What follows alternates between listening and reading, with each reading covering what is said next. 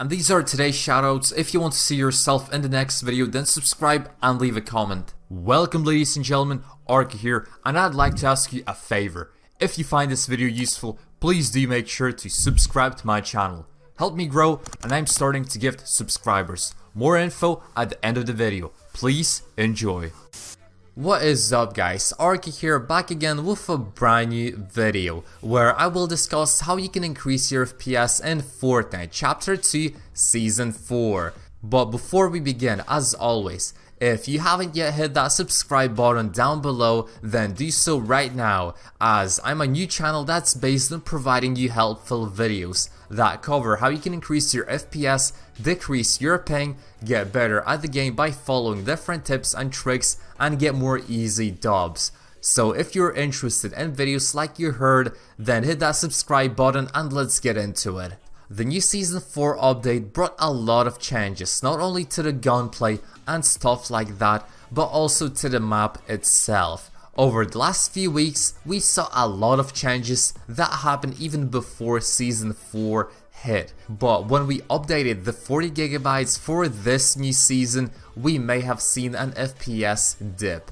Some people were affected more than others, but that just depends on the hardware you're running the game on. So this guide is made for you to increase your FPS in Season 4, the newest addition to Fortnite.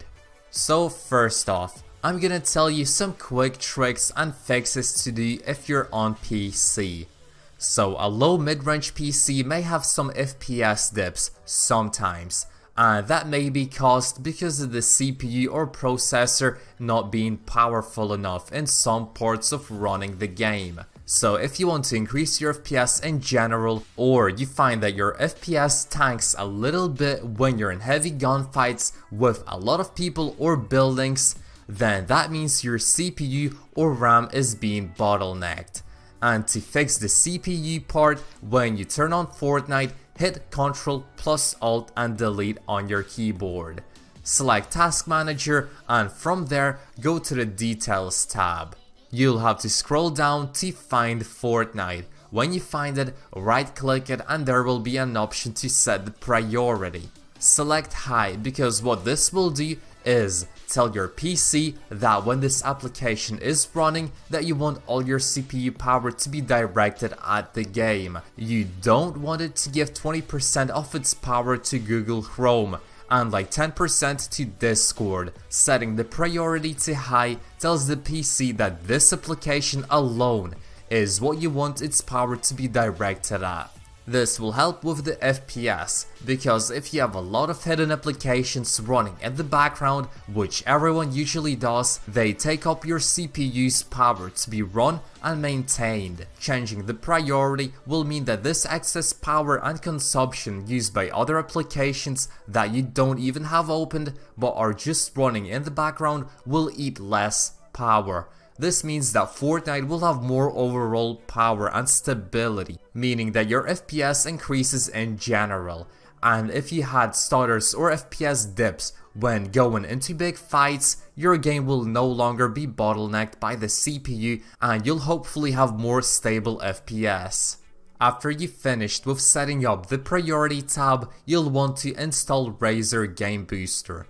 It's a service that's been around for a long time, and it's there to get your mid and low end rigs to perform as well as high end PCs.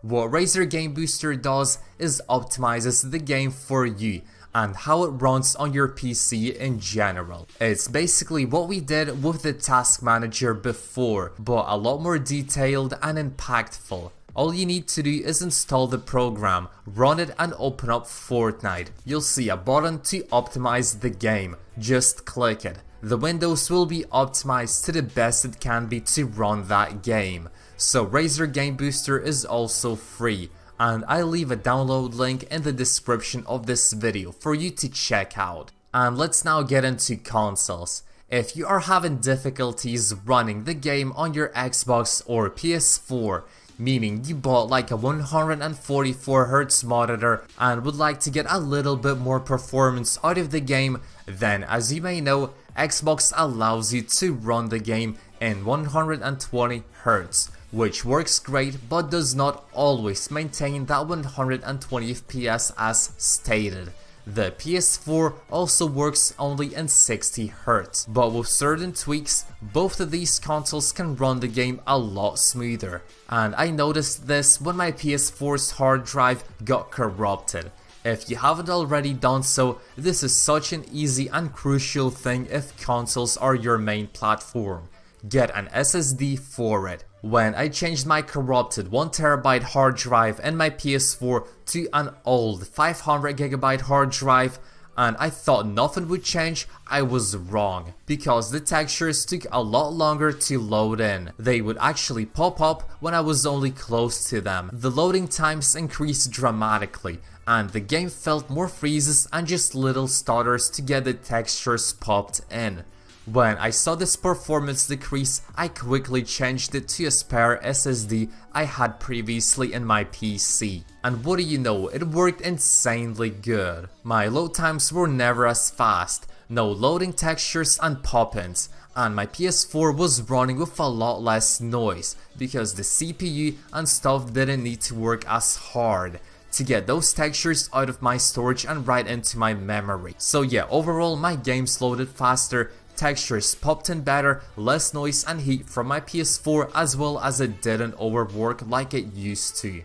I googled around to see if SSDs increased FPS compared to HDDs, but haven't found any articles related to that. On the other hand, a lot of people on the internet said that they saw an upgrade, and I agree with them, because it's literally how it works. The faster texture load-ins, the less stutters and freezes makes it easier for your console to run the game.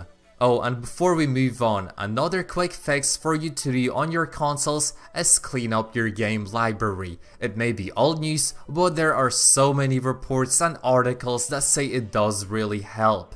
The less available space you have on your console, the less freedom it has to move about the different textures and loads around from storage to memory. So yeah, uninstall any games you don't plan on playing anytime soon to get your console up to speed and be faster. Overloaded consoles are not fun, and if you see that your load times are not as good as they were before, it may not something be in the game, but in Fortnite's case, it generally is Fortnite's fault. But yeah, if you see bigger load times, then uninstall those apps ASAP to get those loading times and processing power you are missing.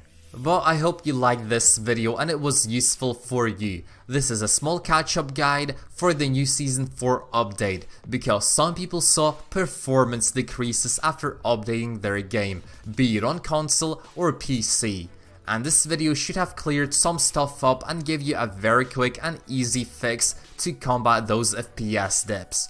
I can literally make a 40-minute video on how to increase your FPS on PC and performance on consoles, but this was supposed to be something easy and different from other YouTubers, because they always tell you to clean your cache and stuff like that. And if you're googling or click this video, chances are you already seen them temporary file fixes, and you want to know even more ways that you can increase your performance. So hopefully this video did provide you with that answer.